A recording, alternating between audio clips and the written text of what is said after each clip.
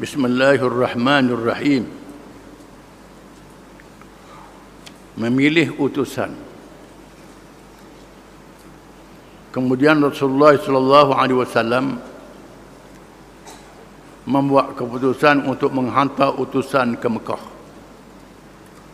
Oleh Nabi yang sudah pakai ihram dengan sahabat-sahabat dia dihalang oleh tentera musyrikin daripada masuk Mekah.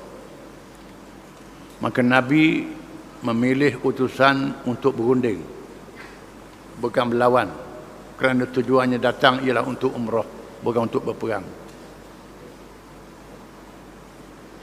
Untuk menyatakan tujuan kedatangannya, lalu dipanggil Umar bin Al-Khattab radhiyallahu anhu untuk diutus ke Mekah bagi menemui pemimpin-pemimpin musyrikin. Mula-mula Nabi pilih Sayyidina Umar. Baik Umar pergi, Umar berunding. Tiba-tiba Umar mengundurkan diri dengan menegaskan, wahai Rasulullah, sebenarnya tidak ada seorang pun di kalangan Bani Ka'ab yang berada di Mekah itu bersedia untuk marah kalau saya dilakukan sesuatu yang tidak baik. Hantarlah Uthman, keluarganya bersama-samanya, dan dia boleh mencapai tujuan yang dikehendaki. Sayyidina Umar kata, kalau atas saya bergaduh, bukan berunding, bergaduh, tak boleh atas saya tak boleh berunding. Keluarga saya dan orang Mekah ni jadi bala. Pilih Uthman. Uthman ni orangnya lembut, keluarga bersimpati dengan dia, dia boleh berunding. Uthman bin Affan radhiyallahu anhu dipanggil, dan dialah yang diputuskan menjadi utusan. Dipilih Sayyidina Uthman. Rasulullah sallallahu alaihi wasallam bersabda kepadanya, beritahulah kepada mereka bahawa tujuan kedatangan kita bukannya untuk berperang, tetapi untuk beribadah. Ajaklah mereka kepada Islam, dan temuilah orang-orang yang beriman, lelaki dan perempuan yang masih berada di Mekah. Berilah kepada mereka perangsang dan berita gembira bahawa Allah pasti akan memenangkan umatnya di Mekah, sehingga tidak takut lagi oleh seseorang pun dengan imannya. Di Mekah masih ada orang beriman yang lemah, yang tak mampu nak berhijrah. Nabi kata, wahai Uthman, menjumpa orang yang tak mampu ni, beri semangat. Islam akan menang, jangan takut. Kemudian beritahu kepada musuh, tujuan kita mari ni nak buat ibadat, bukan nak berperang. Dalam masa yang sama, kalau ada peluang berdakwah, ajak orang masuk Islam. Walaupun berunding, ajak dia terima Islam. Ajak dia terima Islam, ajak berdamai. Yang sudah masuk Islam, beri semangat. Sayyidina Uthman radhiyallahu anhu bertolak ke Mekah. Apabila sampai di Baldah, orang-orang yang ditemui bertanya, hendak ke mana? Jumpa dengan orang Mekah. Tanya Sayyidina Uthman nak ke mana? Dia menjawab, Rasulullah SAW mengutuskan aku untuk menyampaikan tujuan kedatangan kami.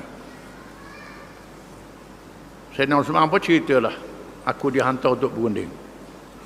Sayyidina Uthman radhiyallahu anhu disambut oleh Abban bin Sa'id bin Al-As dengan dia meletakkan pelana di atas kudanya dan mempersilakan Uthman menunggang dan mengiringinya sampai ke Mekah, kerana dia keluarga Uthman. Dia sediakan kuda dan dia pimpin kuda Sayyidina Uthman masuk ke Mekah, dijaga keselamatannya. Lalu dia menyampaikan tujuannya kepada pemimpin-pemimpin Quraisy. Beritahu tujuan kedatangan pemimpin Quraisy. Yang paling besar sekali masa itu Abu Sufyan. Abu Jahal sudah mati, dibunuh dalam perang Badar. Mereka mempersilakan Uthman tawaf di Mekah. Kerana adat orang pergi Mekah ni di zaman jahiliyah pun, bila masuk Mekah tawaf qudum. Orang jahiliyah pun begitu. Walaupun dia kafir. Masuk Mekah tawaf dulu.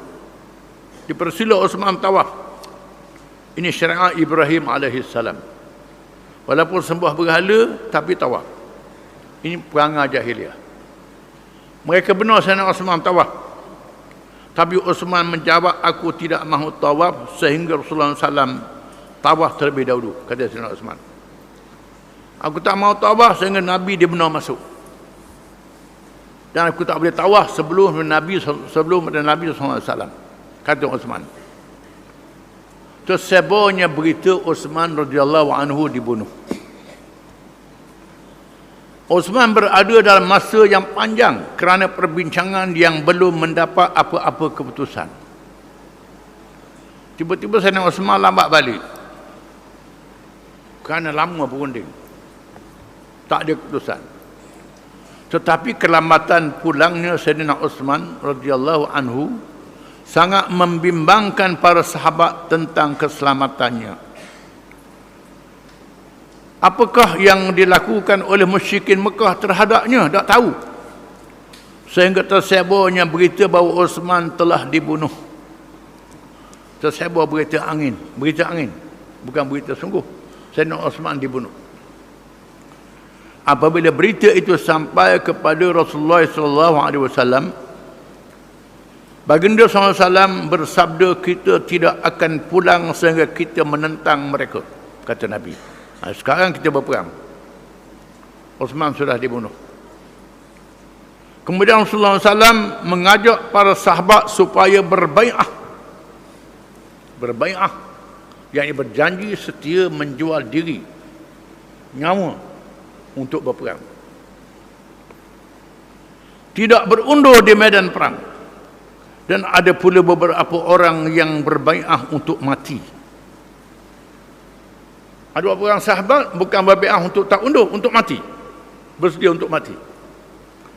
Orang yang pertama berbai'ah ialah Abu Sinan Al-Asadi radhiyallahu anhu, dan Salamah bin Al-Aqwa radhiyallahu anhu berbai'ah untuk mati sebanyak 3 kali pada peringkat pertama, pertengahan dan akhir. 3 kali bai'ah, bersedia untuk mati. 2 orang sahabat ni. Bai'ah sungguh ni, bersedia untuk mati, sanggup mati, tak undur. Rasulullah SAW memegang tangannya sendiri dan bersabda, inilah dia tangan Osman. Setelah selesai berbai'ah, tiba-tiba Sayyidina Osman datang dan dia juga menyertai bai'ah itu. Lepas tu congek-congek Sayyidina Osman, siapa? Sayyidina Osman berbai'ah sama. Sehingga tidak ada seorang pun yang tertinggal, malaikat seorang munafik bernama Jad bin Qis, di mana dia tidak menyertai bai'ah itu. Mereka, di mana orang munafik ni nusuk di belakang unta, tak bai'ah. Tapi orang tahu dia tidak bai'ah, ada seorang. Mereka berbai'ah di bawah pohon kayu, di mana Umar memegang tangan Rasulullah SAW, dan Ma'qud bin Yasar memegang ranting supaya tidak mengenai Rasulullah SAW. Bersempena dengan bai'ah yang sangat penting ini, Allah berfirman, Allah menurunkan ayat, laqad radiyallahu 'anil mu'minina idh yubay'unaka tahta asy-syajarah fa'alima ma fi qulubihim fa'anzala as-sakinata 'alaihim wa asabahum fathan qariba. Surah Al-Fatah ayat 18. Sesungguhnya Allah telah redha terhadap orang mukmin ketika mereka berbai'ah, berjanji setia kepada kamu di bawah pohon. Maka Allah mengetahui apa yang ada di dalam hati mereka, lalu menurunkan ketenangan atas mereka dan memberi balas kepada mereka kemenangan yang dekat waktunya. Allah menjanjikan kemenangan akan berlaku. Tak tahu bila kemenangan akan berlaku. Sabit di dalam hadisnya yang sahih bahawa Rasulullah SAW telah bersabda, la yadkhulun nar ahadun baya'a tahta syajarah. Nabi kata, tidak masuk neraka seorang pun orang yang telah berbai'ah di bawah pokok. Nabi kata. Bermakna 1000 lebih yang berbi'ah ini ahli syurga. Nabi jamin masuk syurga orang ni. Jaminan daripada Allah Ta'ala. Ini bukan sembarangan. Jumlah mereka lebih daripada 1400 orang. Sahabat radhiyallahu anhum. Dikenali dengan mereka yang berbi'ah di bawah pokok di Hudaybiyah. Mereka ni radhiyallahu anhum yang Allah Ta'ala jamin syurga. Kalau mereka buat dosa, mereka buat salah, diampun oleh Allah Ta'ala.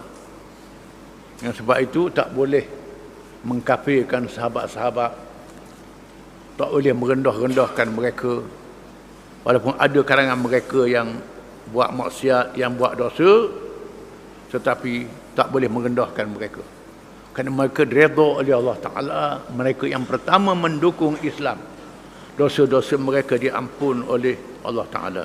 Wallahu a'lam.